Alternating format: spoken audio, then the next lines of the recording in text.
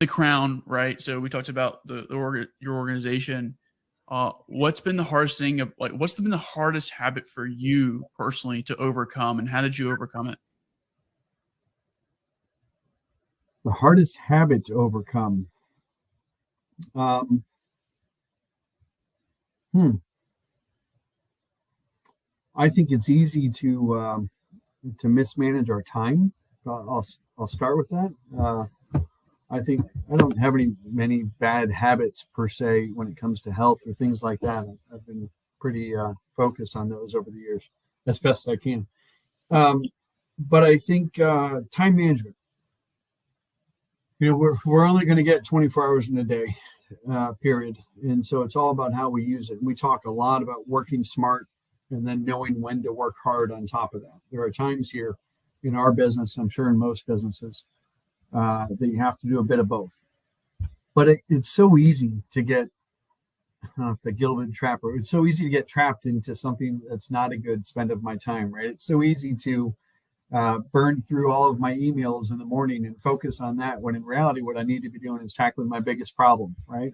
Or my biggest hurdle. And I got in the office this morning. I get in the office at 6 a.m. every morning. I got in this morning. I was trying to get through some things, and same thing. I was kind of dreading having to do this one task that was just a little more complicated than the rest, and I was frustrated by it because I shouldn't have had to be doing it, sort of thing. So I wanted to go and do other stuff that was more fun, but I had to tackle it, so I tackled it, and I think that's a tough thing for me. It's a tough thing for a lot of people, probably, just to stay on task, to keep the things going that you need to go. That's tough. I'm going to do one other bad. I'm going to give you two answers to this, and you can choose if you edit me out or something. But I think the other habit that's been tricky for me is knowing when enough is enough. And a former mentor of mine from my I've only worked at 3 places, but my first job was at Deloitte Consulting. I traveled 100%, and I had a partner that I was working with that used to tell me to keep my clothes dry cleaned in the back of my rental car, so that when we would work through the night, we could go out to the car at 7 a.m. and put on some fresh deodorant and put on fresh clothes and go back to work. So I was doing these 100-hour work weeks for 6 months straight, because we would often work through the night 2 hours or 2 nights a week at this client site on a project.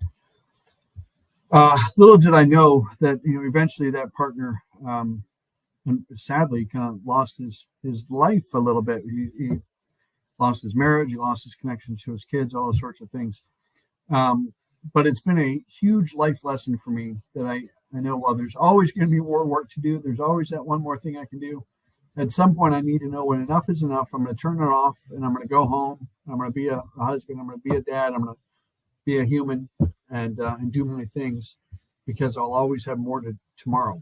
And that's extra tough when you're running a business, because I'd love it if people work through the night, in a way, right?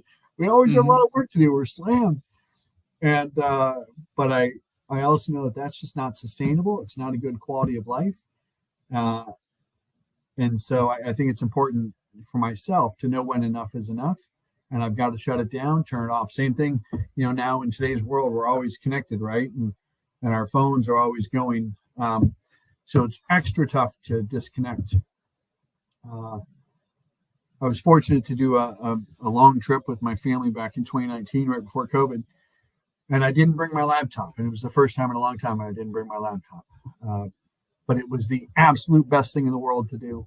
And now, I want to make sure that every one of my teammates does it, and as best we can. When someone's on PTO here, we really, really, really try hard not to bug them, despite, knowing that they're always on their phones. Our work and life are integrated. So we've got to really force ourselves to make good choices and make good habits.